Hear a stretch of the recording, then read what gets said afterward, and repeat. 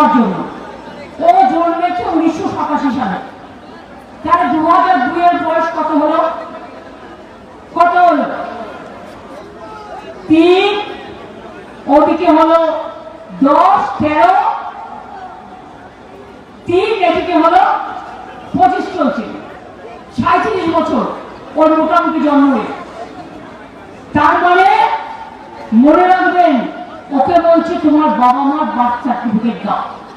তার মানে কি, যার আজকে 41-42 বছর বয়স, তাদের বাবা মায়ের বার্থ সার্টিফিকেট নিয়ে আসতে হবে। কোথা থেকে নিয়ে আসবে? যারা বলছে তাদের বার্থ